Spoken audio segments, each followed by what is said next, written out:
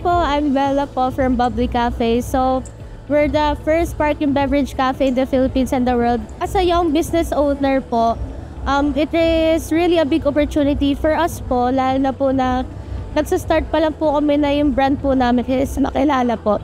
Ang pag-join po ng trade shows and yung WOFEX po is a big great opportunity po. And thank God po na kahit po maraming mga beverages dito is nag-move po talaga yung Bubbly. And thank you for giving us this opportunity po and thank you for trusting us po.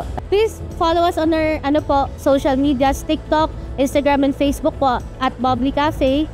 And always stay bubbly po.